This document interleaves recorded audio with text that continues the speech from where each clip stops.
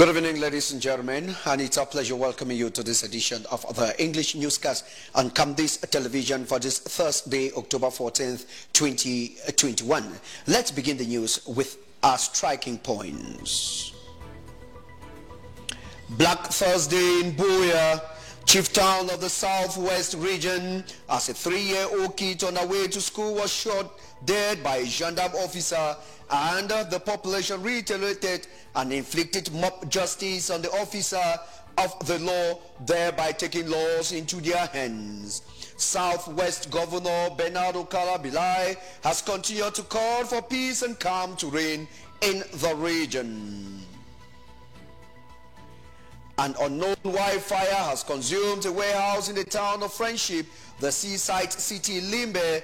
The cause of the flame remains unknown, as it took the inhabitants of the borderland in Limbe by surprise and kept them in total fear. Elements of the judicial police have presented the murderer of Madame Elise Massimo to the public this Thursday. The assassin murdered her to seize her handbag and 32,000 CFA francs on the 6th of August 2021. Those were late stories. I'll be right back.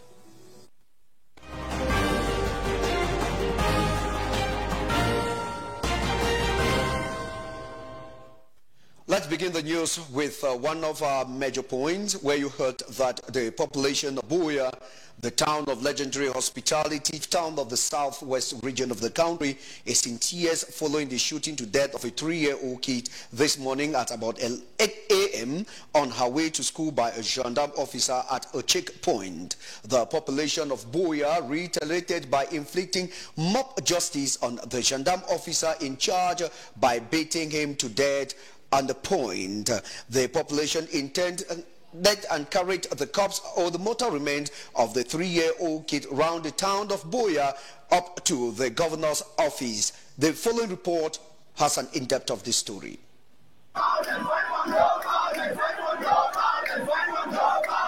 It was a very sad incident in Buea, southwest region this morning, following the shooting to death of a 3-year-old kid on her way to school by an alleged gendarme officer at a checkpoint.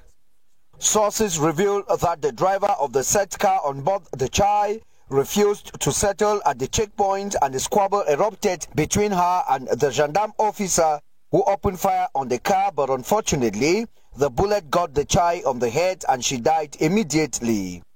Let this one be known to everybody, even out of the diaspora, out of the whole world. Let them know it. And I mean it. The people that have done this act, they will never see good. I mean it by the Lord itself. You will see it. Yes, make it known to everybody. I do not know that child, but I'll also give birth. I am a mother. I am a mother. I feel pain. I feel pain because of 500 francs. A child is supposed to die for nothing. You don't collect salary. What is all this? What is the meaning of all this? How can they say peace should reign in the country, but yet they cannot make peace upon the nation? The angry population took the law into their hands and administered jungle justice on the gendarme officer who gave up the ghost, and his colleague with whom they were at the checkpoint ran for his dear life. They will pay according to the laws of this republic. Let's go to the mortuary. We will together and see how the corpse of our daughter. Please. The angry mob marched to the governor's office, who pleaded for calm to reign, and later accompanied the population alongside the corpse to the mortuary. 500!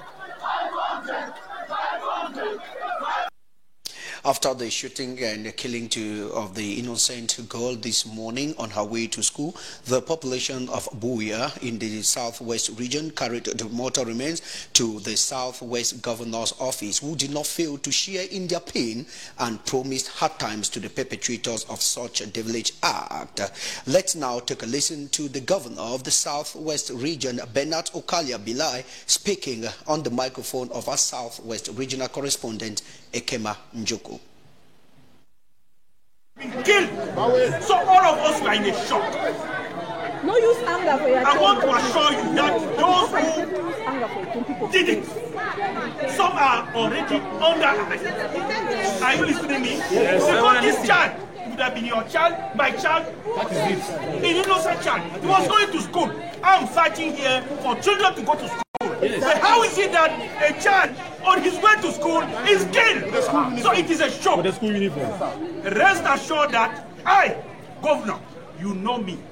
You know that I'm not a Korima. Those who did it, no matter they are great, they will pay. Yes. What? They will pay. Are you listening to me? Yes. Okay. But I want us to carry the corpse of our innocent child to the mortuary. We must mourn her in peace. You were saying that peace. Yes. Let us be in peace. No matter how painful the situation is, it is an atrocity, but let us not give room to people who would like to add to this atrocity. Are you getting me well? Yes, sir. Please, let us now accompany the remaining mortals of our daughter to the mortuary. I'm with you. Let's go. Okay. Let's go. Away from the southwest region of the country, Cameroon has joined the rest of the globe to commemorate the World Sight Day, celebrated annually on October 14th, 2021. The Ministry of Public Health organized a free eye screening at the National Museum in Yaoundé, which a call was made to all Cameroonians not to neglect eye-related infections, as our staff lady Diane Nenkam tells us in the following report. Observed every second Thursday of the month of October is the World Sight Day, which focuses on vision impairments and blindness. Vision impairments does not have a particular set of people, as it is liable to affect people of all ages, with the vast majority being those over 50 years. Globally, an estimated number of 1 billion people around the world are reported to be suffering from distance or near vision impairment. This October 14th, 2021, therefore, was no different from other years, as a free screening exercise open to the entire public was organized by Cameroon's Ministry of Public Health at the National Museum in Yaoundé. Having as theme, Love Your Eyes, citizens in the capital city used the occasion to benefit from free eye screening. Vision impairments can be caused by unoperated cataract and others which might have long-lasting effects on the individual in major aspects of their life. Vision impairments, which many neglect, the World Sight Day therefore created an opportunity for many to approach health experts specialized in the domain to have their eyes screened with treatments proposed. In the past years, 2 new global targets for eye care for 2030, expected to play a vital role in increasing global eye care coverage, was adopted by member states of the 74th World Health Assembly. The foundation stone of a new clinker and a cement production unit has been laid in Vigui, north region of the country, by the Prime Minister, Head of Government, Chief Dr. Joseph Dion Gote, personal representative of the Head of State, His Excellency Paul Biya, this Thursday, October 14th, 2021. During the laying of the foundation stone, the Prime Minister, Head of Government, reiterated the importance of the production unit to the population of the North region in particular and the entire nation at large. The following report completes this story.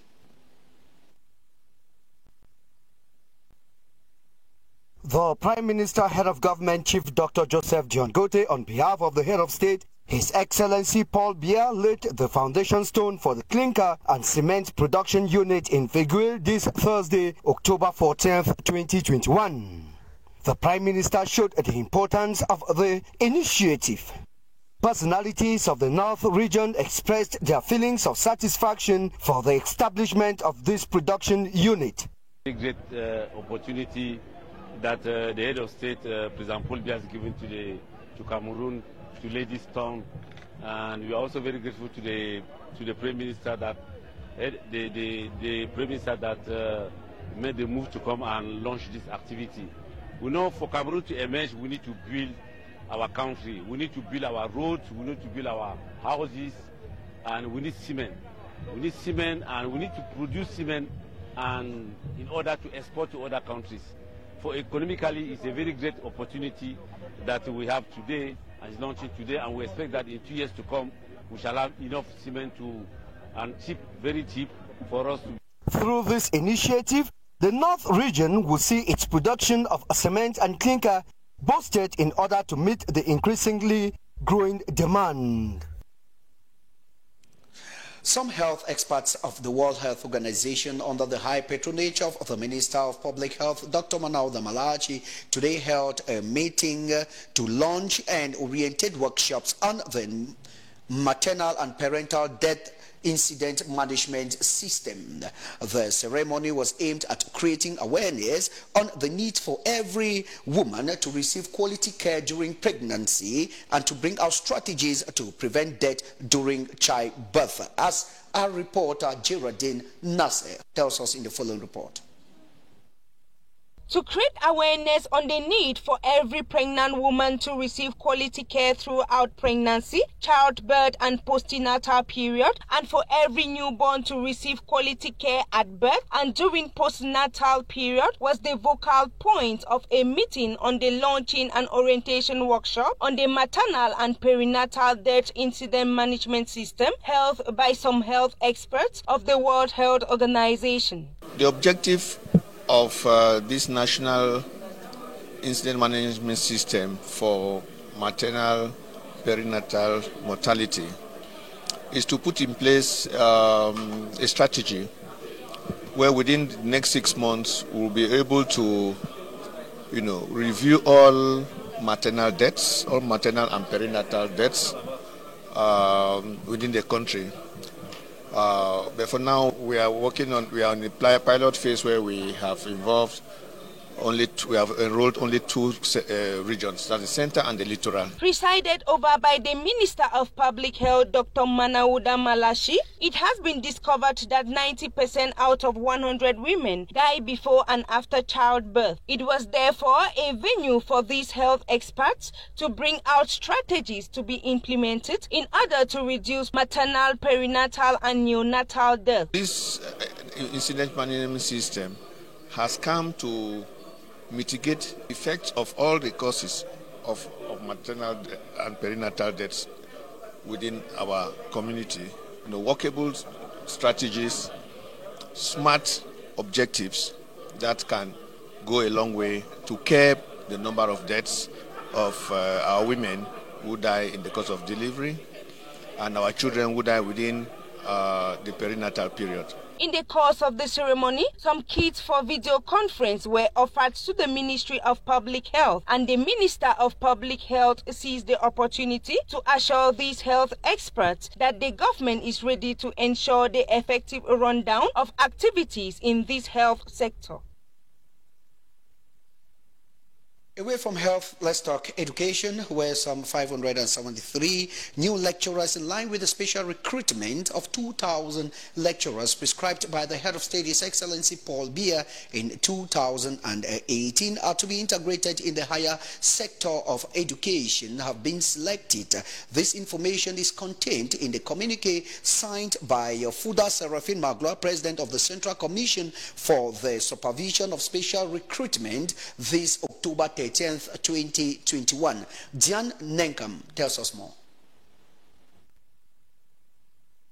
In a document signed by Fuda Serafin Magloire, President of the Central Commission for the Supervision of Special Recruitment, who doubles as the Secretary General at the Prime Minister's Office this October 13, 2021, it revealed that on high instructions of the President of the Republic, the Prime Minister, Head of Government Chief Dr. Joseph John Gutte informs public opinion that some 573 posts have been opened in state universities for the year 2022 for people of Cameroonian nationality aged over 44 years who must be holders of doctorate or PhD.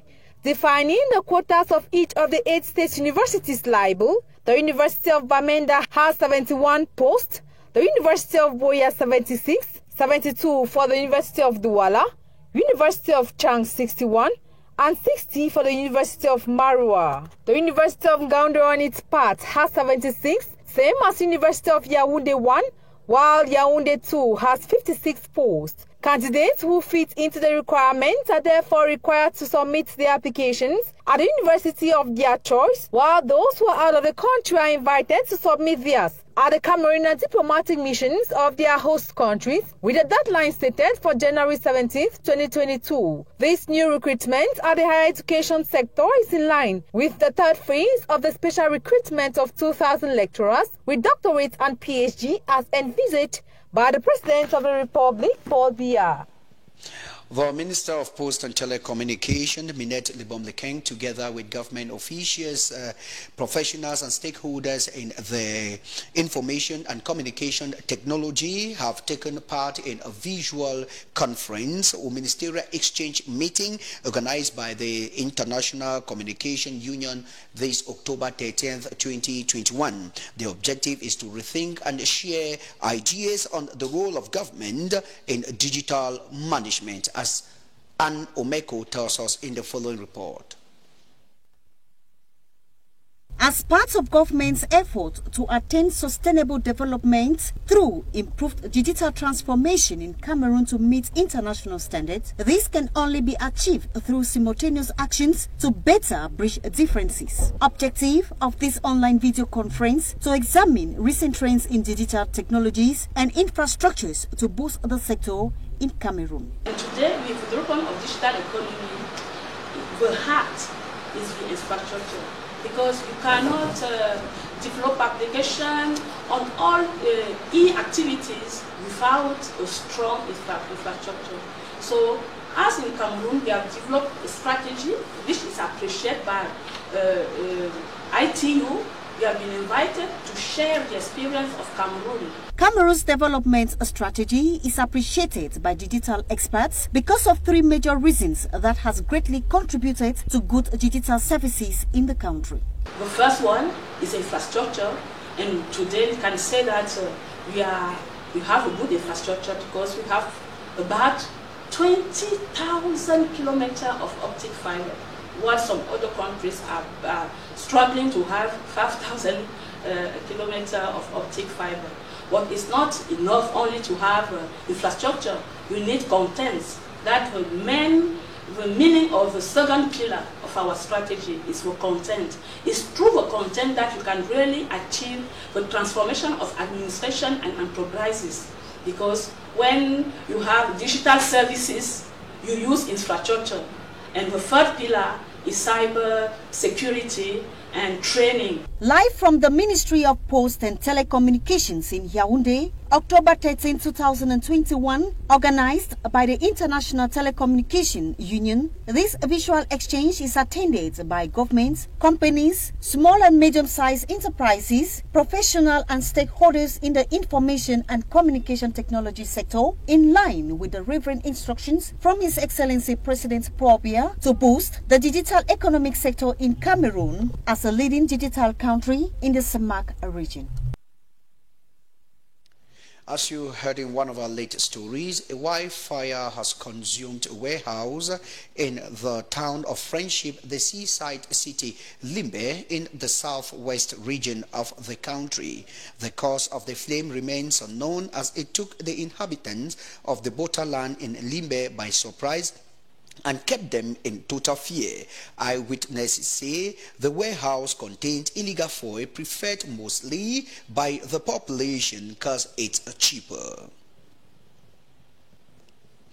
Anyway, from there, the assassin of Madame Elise Massimo, who was murdered in cold blood on the 6th of August 2021, has been apprehended by the forces of law and order and presented to the press this Thursday, October 14th, 2021.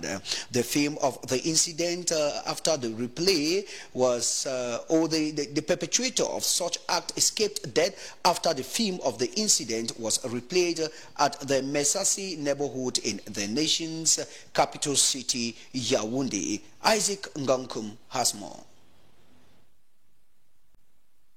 The training seminar of the different staff members of the Olembe Stadium ahead of the 2021 Africa Cup of Nations to take place in Cameroon next January and February is underway in Yaoundé. Led by CAF Director of Competitions Samson Adamu, the joint CAF-FIFA venture is aimed at preparing the different staff members on how to handle the green turf, the stadium management and the entry and exit of persons at the stadium. Nous avons la grande satisfaction de bénéficier dans le cadre de la coopération, de partenariat avec la CAF et de la FIFA, de séminaires dont la 6e étape.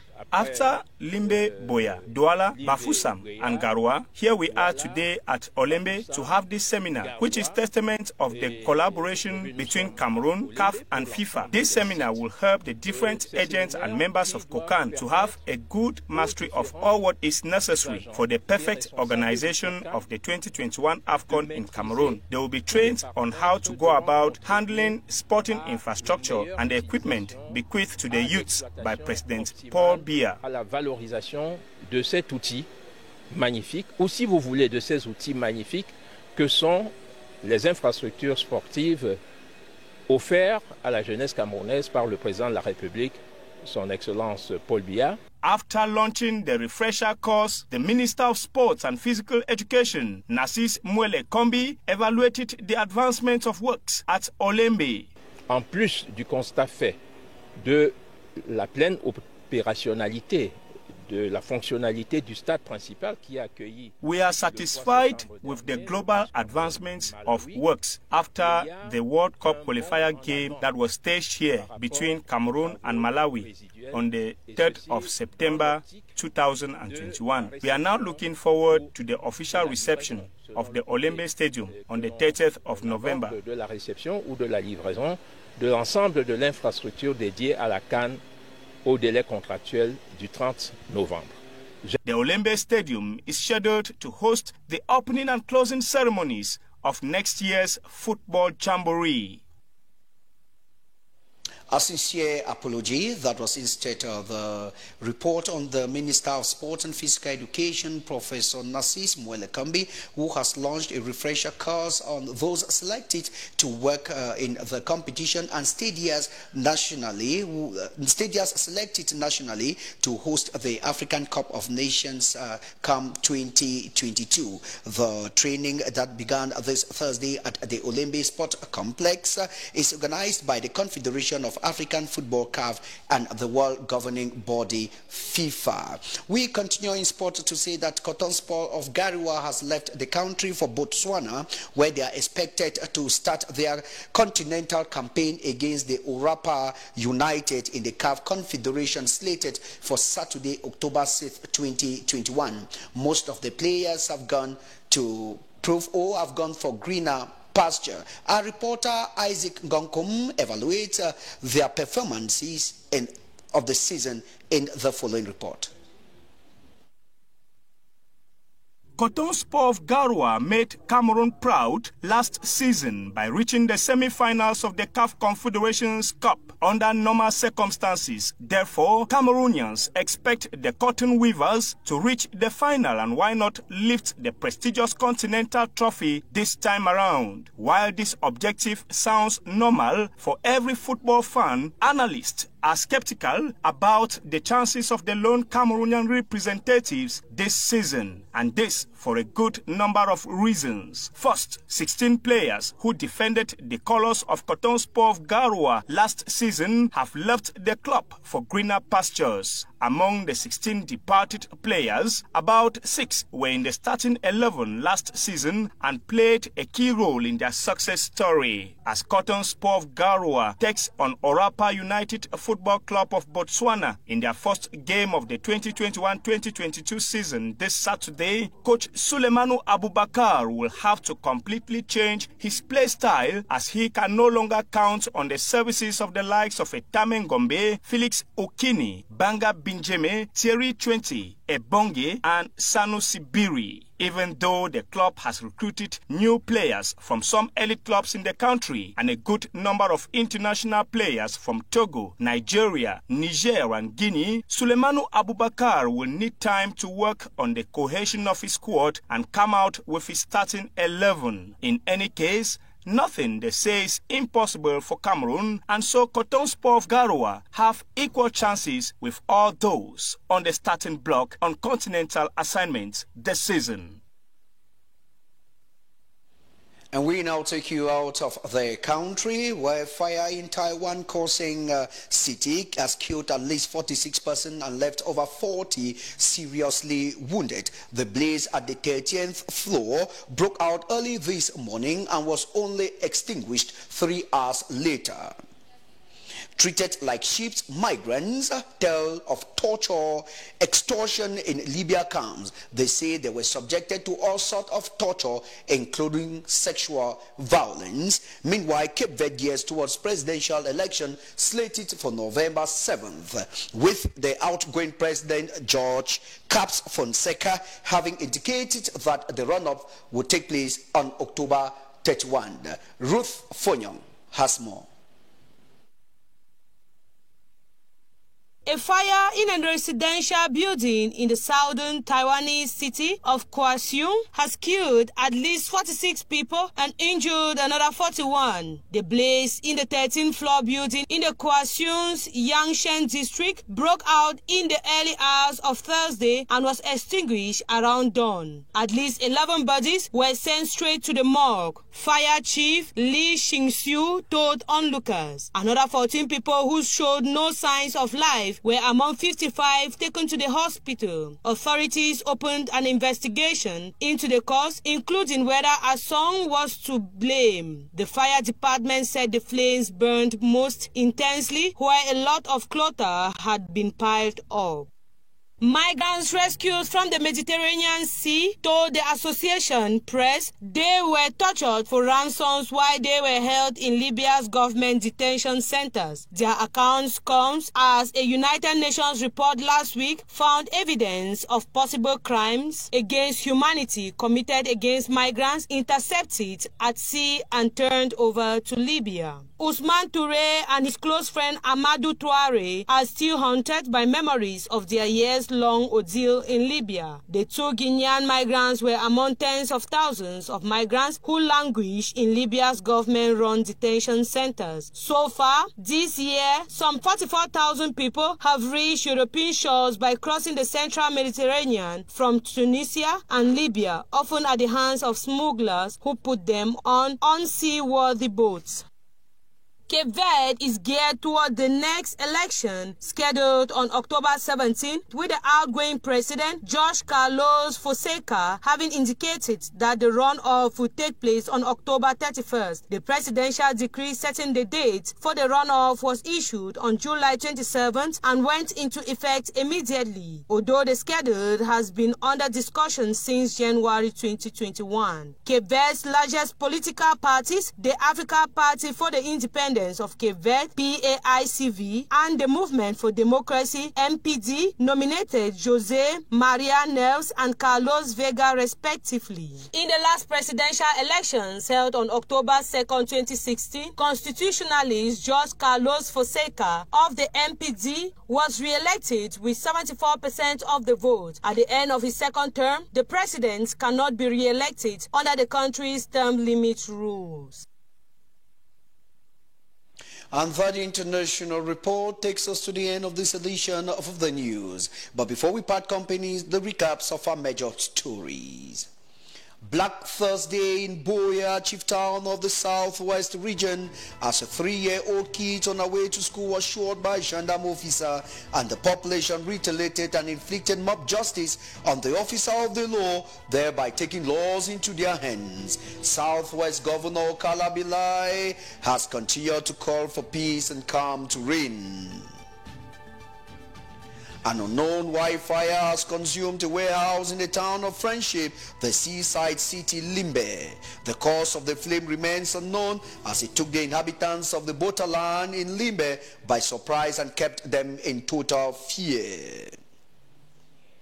Elements of the judicial police have presented the murderer of Madame Elise Massimo to the public this Thursday. The assassin murdered her to seize her handbag and 32,000 CFA francs on the 6th of August 2021. And it is here that the curtain draws for this edition of the news in the Queen's language. Jean-Jacques Zay will be with you at 8 p.m. for the news in the French language. See you tomorrow for another edition of the news. But before then, do have a wonderful evening in the company of our programs. Come, this television loves you. Goodbye for now.